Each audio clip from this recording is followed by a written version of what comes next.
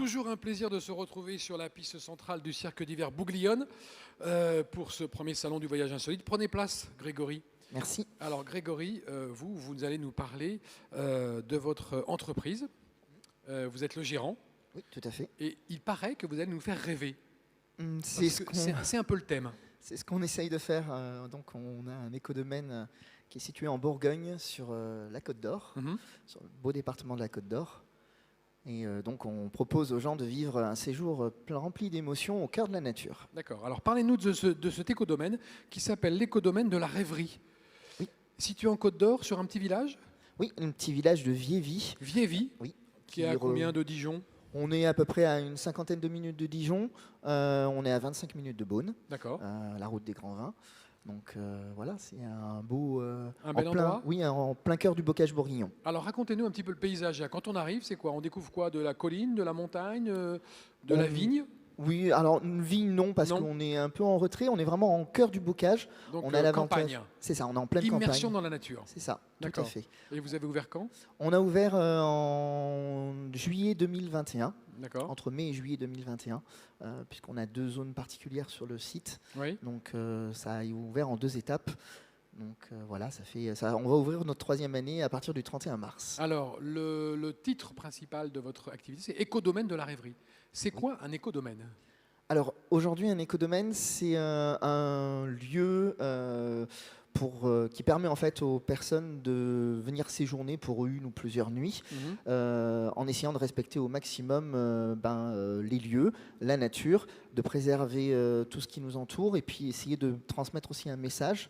Je pense qu'aujourd'hui c'est important, et de montrer qu'il y a possibilité de voyager différemment aujourd'hui, pas spécialement loin de chez soi, puisque on va dire que la plus grande partie des personnes qui viennent nous voir, qui viennent dormir chez nous, sont des locaux, principalement, donc région Bourgogne-Franche-Comté, et puis après on reçoit aussi un petit peu plus de Parisiens ou de Lyonnais. Mais l'idée, c'est vraiment de les inviter au dépaysement, tout à fait, à la découverte d'une autre façon de voyager, qui n'est pas forcément d'aller loin, mais de rester un peu sur place. Par contre, d'être embarqué dans une histoire avec un fil rouge et des thématiques. Alors, quelles sont ces thématiques? Alors chez nous, on invite en fait nos rêveuses et nos rêveurs, parce que c'est pas des clients lambda, hein. On les appelle des rêveurs et des rêveuses. C'est ça. Donc on invite nos rêveuses et nos rêveurs à venir séjourner dans des lodges immersifs.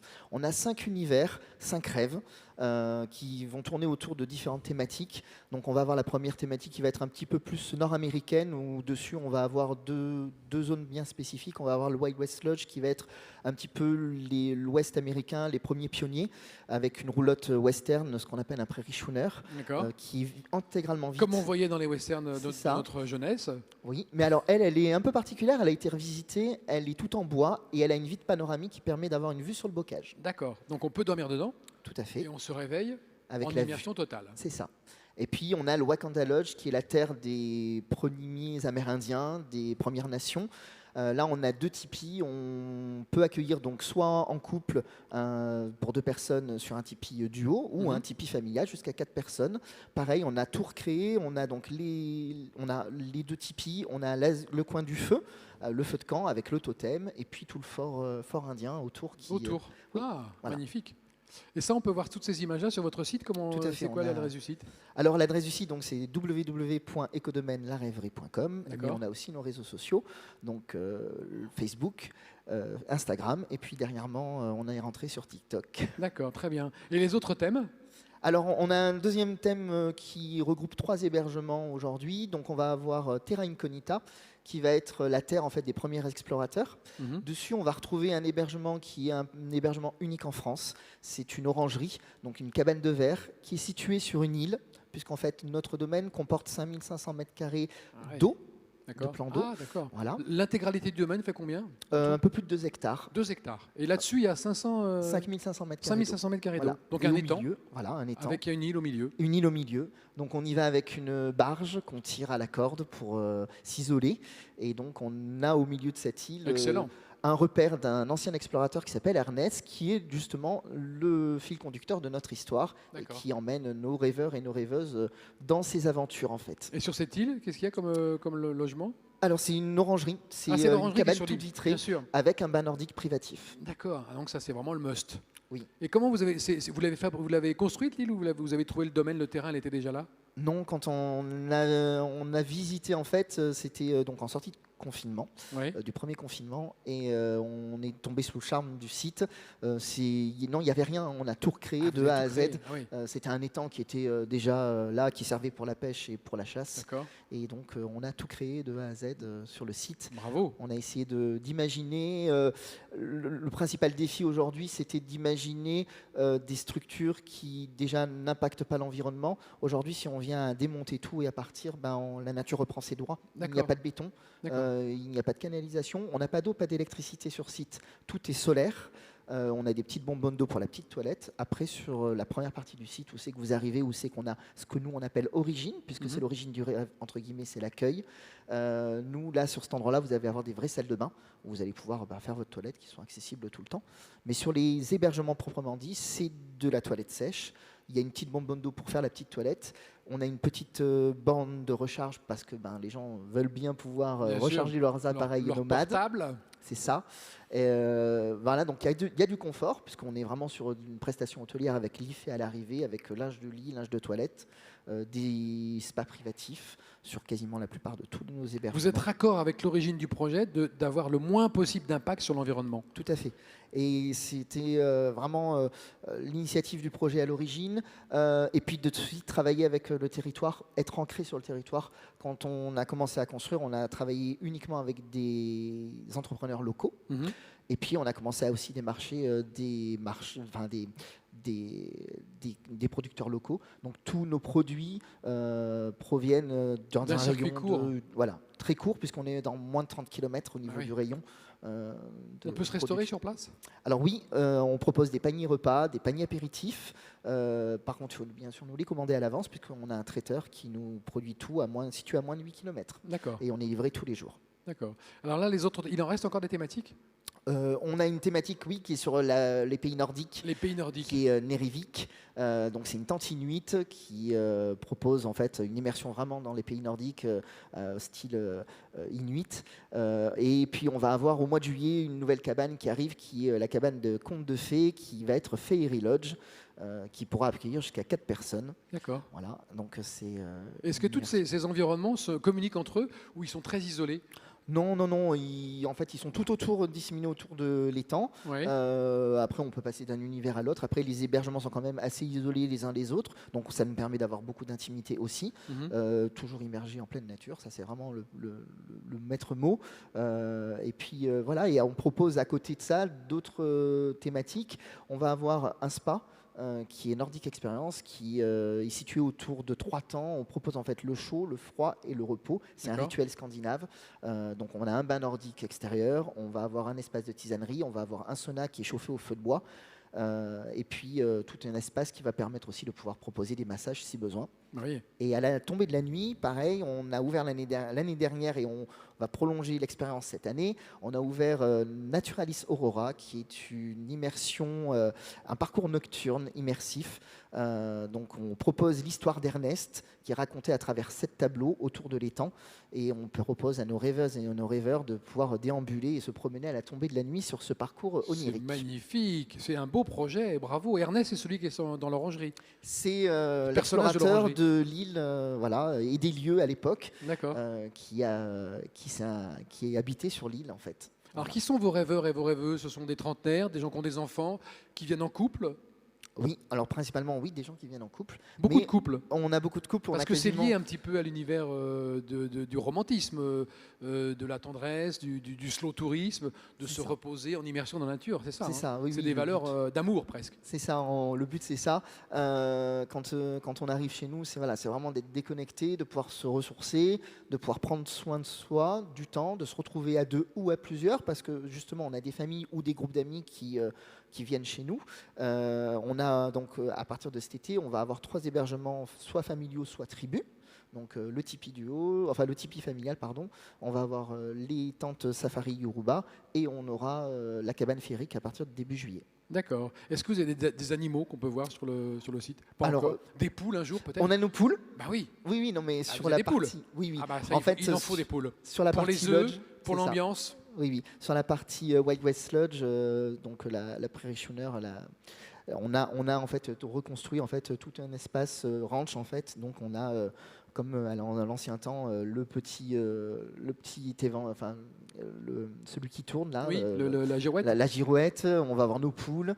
Donc voilà, donc les gens peuvent approcher les poules. Oui, c'est bien le contact voilà. avec les animaux pour les enfants, c'est top. Est-ce que vous avez déjà eu des demandes en mariage? Pas encore? Alors on avait eu. Il y a déjà eu? Alors on a eu, oui, certaines demandes sur l'orangerie. Ah oui, forcément. Parce que c'est le plus bel endroit. C'est le lieu qui s'y prête le plus. C'est le plus romantique. Oui, c'est le plus romantique. En plus, l'avantage qu'il y a sur cette île, c'est que on est vraiment isolé de tout le reste du domaine. C'est une boule c'est un poumon vert. D'accord. On est entouré d'arbres, donc qu'on soit à l'extérieur du domaine, tout autour de l'étang, en fait, on ne voit pas ce qui se passe sur l'île. Ah oui. Ça, c'est on est vraiment complètement isolé. Totalement isolé. Oui. Dans une petite bulle déconnectée. C'est ça. Ça, c'est une belle idée que vous avez eue. Comment est née cette idée? Vous aviez déjà vu des écodomaines ailleurs, des écolodges? Oui, alors j'ai eu l'occasion de travailler pour d'autres sites d'hébergement insolites il y a quelques années. Ouais. Moi, j'ai 20 ans d'activité dans le tourisme. Quand même. Donc oui, à la direction de différents établissements. Et puis pareil, c'est nos voyages, c'est la découverte d'autres lieux, et puis les inspirations qu'on peut avoir sur aussi les réseaux sociaux aujourd'hui. Et là c'est l'occasion qu'a fait le Larron d'être en Côte d'Or. Vous avez trouvé le terrain, vous auriez pu vous installer en Anjou, en Bretagne, en Vendée. Non, après... vous êtes de la région? Mon conjoint est sur Dijon, et on voulait... voilà, question... facilité, c'était plus simple de trouver sur le site de la Côte d'Or. En plus, c'est un beau département, il y a beaucoup de choses à faire. Il y a un bon climat. Il y a un bon climat en été. Pas trop froid en hiver. Voilà. En été, ça cartonne un peu, mais sympa. Mais oui, c'est super agréable de pouvoir profiter de la bonne gastronomie, du bon vin quand on aime ça. Et puis voilà. Et c'est vrai que c'est souvent un lieu où on a tendance qu'à s'arrêter et être de passage. C'est vrai. Et malheureusement, oui, parce que vous êtes pas loin de Beaune. C'est ça. Beaune, c'est énormément de trafic qui passe. Ça. On est sur la 6, donc voilà, en période estivale, c'est vrai que le week-end pour nous c'est très chargé parce qu'on a les départs et les arrivées des vacanciers. Oui. Donc voilà, mais il faut inviter les gens à venir rester chez nous, à venir visiter. On a plein de choses à visiter. Nous, on a Châteauneuf. Alors justement, une fois qu'on est chez vous à l'écolodge, on veut passer une journée hors de l'écolodge, enfin de l'écodomaine, on va où? Les premières choses à voir dans le coin, dans la région? Alors, première chose, on va avoir... alors, tout dépend de ce que vous souhaitez faire. Si on va dire un côté un peu plus sportif, on va avoir deux choses qui sont... Vous avez deviné que j'étais sportif. C'est gentil. Du vélo? Alors, on a un vélo-rail. Ah. Voilà, donc qui est à une dizaine de minutes. On va avoir une archerie également, qui elle est à 2 km. Donc c'est l'archerie de Bourgogne, qui est très réputée. Donc là, vous pouvez faire du tir à l'arc sur des cibles 3D.